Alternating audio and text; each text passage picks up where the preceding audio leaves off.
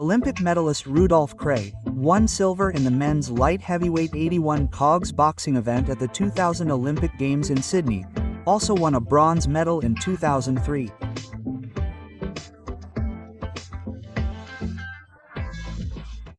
Kraj is a Czech boxer, finalist at the 2000 Olympic Games, medalist at the 2003 World Championships, professional record of 141, challenger for the WBC world title.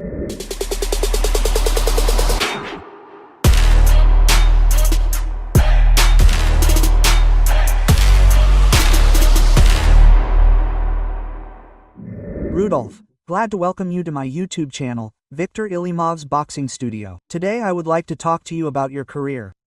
You are the first Czech boxer that will be on my channel. How old are you? Where do you live now? And what do you do? No, 47 years old. In 2 weeks I will be 48.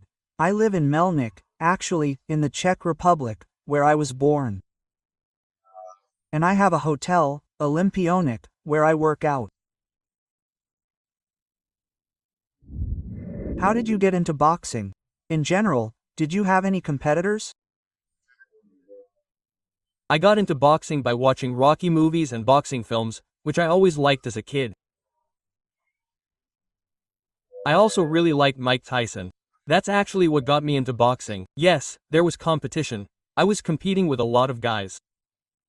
I don't want to name anyone now, because I might forget someone. So that no one gets offended, that's it, but the competition was pretty fierce in the Czech Republic. How many fights have you had in your career? I had 220 fights as an amateur, 15 as a pro. Can you point out your toughest opponents? Let's talk about your amateur career. I'd like to highlight Oleksandr Usyk. I met him in the Olympic final, so he was my most serious opponent. At that time, he was already quite experienced. He was a world champion, a European champion, and, in fact, he won the Olympics with me at the time. He beat me in every tournament at the Olympics. When you get to the semi-finals and finals, there are always serious opponents waiting for you. Tell me, where did you get your Olympic license? I qualified for the Olympics in Italy.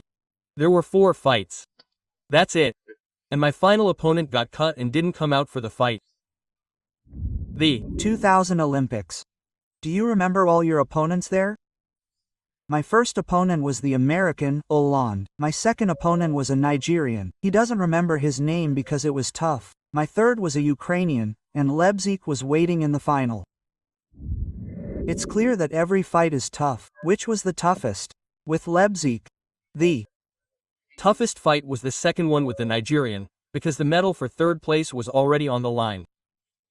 And I had to cope both mentally and emotionally, so to speak.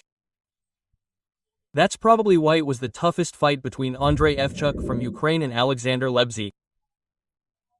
Did he only meet him once, or did we only meet at the Olympics? I met them.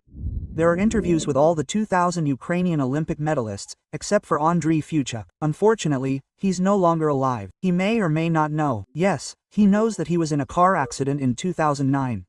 The 2003 World Championships, 4 fights, the semi-finals, and a loss to Yevgeny Makarenko. Let him tell us about that fight.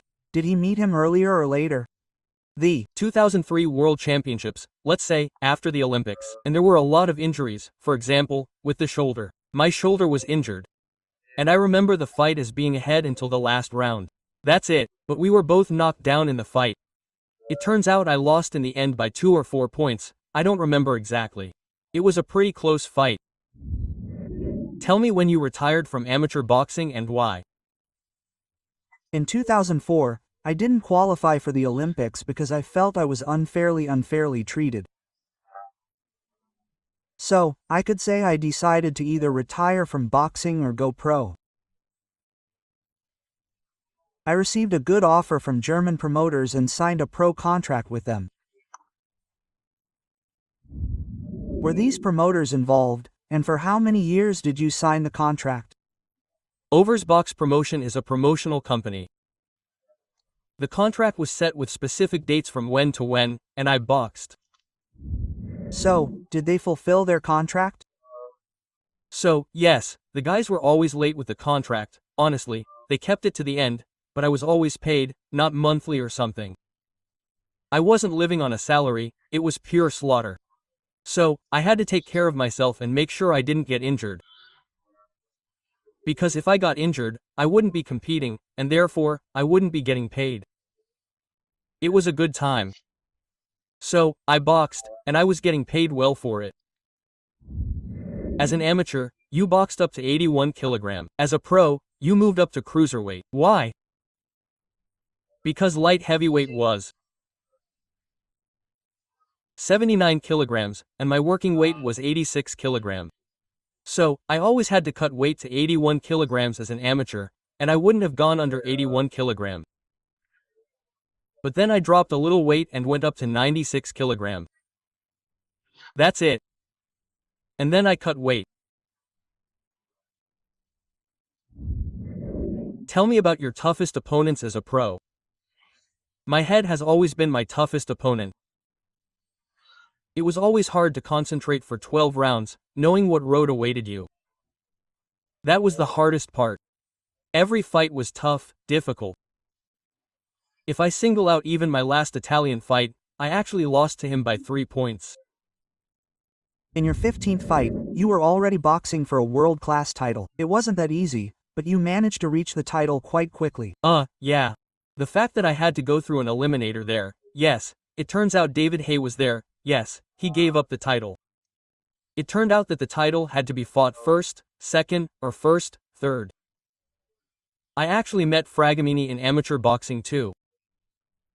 I lost to him on points there. Well, and then it turned out that we met again in professional boxing. And there, too, I lost to him on points. That's it. But the road wasn't easy. My next question is about this Italian and the fight for the WBC title. Tell us about that fight and what didn't work out for you in it.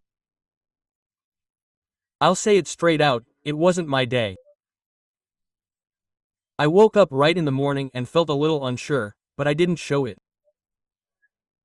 I just went out there and boxed the way I boxed. Well, of course, I put everything I could into the fight, everything I could, my entire arsenal, but it wasn't my day. Jacoby Fragomeni, vedete più diciamo ecco Fragomeni e questo destro. Cry ce fermata sul che cry che sembra però ben come dicevi tu parti di cry prova anche col destro. Di Fragomeni. Largo gancio sinistro del Milanese.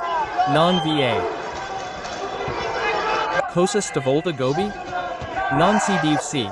Perché lui il montante ha visto che però subito dopo si rifatto con un gancio sinistro. Ancora il montante destro la percatto, ma sicuramente si stanno studiando. After the fight, I received many offers for good fights in amateur boxing. Even when I was boxing, I had many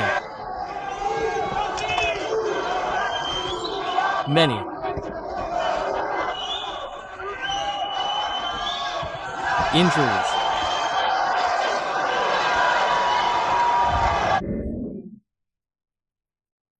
Dot. 2 operations.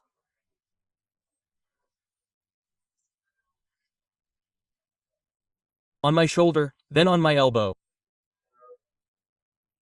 For the 15th fight, I had to go for some injections in my shoulder so that it wouldn't hurt so much, so that I could go out and box. I had enough of everything at the age of 30. That means I retired 17 years ago.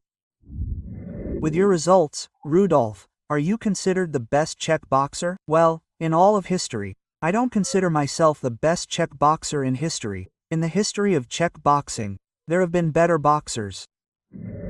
Who?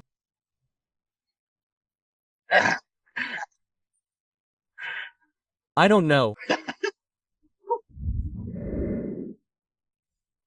Names like Julius Torma, Jan Zahara, Bohus Nemeček. They were also Olympians, Olympic champions. They boxed for Czechoslovakia, and Rudolf specifically, I believe, is the most successful Czech boxer to date. Well, in the last 40 years, He was the first to bring home an Olympic medal. At the 2012 Olympics, it was the Klodek building, and since then, no one has qualified for the Olympics from the Czech Republic.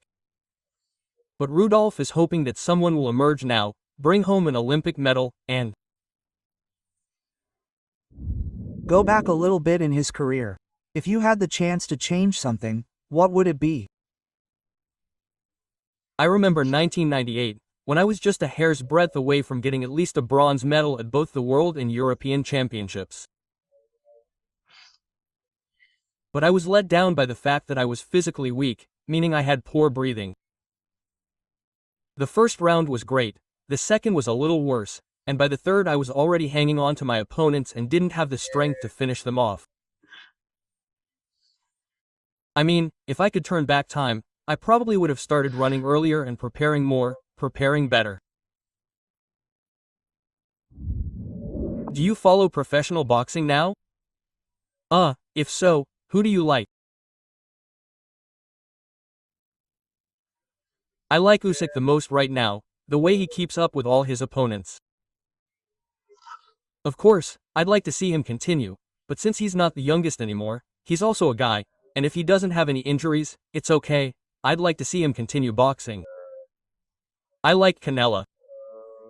And so, to all the, shall we say, elite of professional boxing, thank you for the interview. It was a pleasure meeting you and talking with you. And finally, I'd like to say a few words to our viewers who will watch our interview.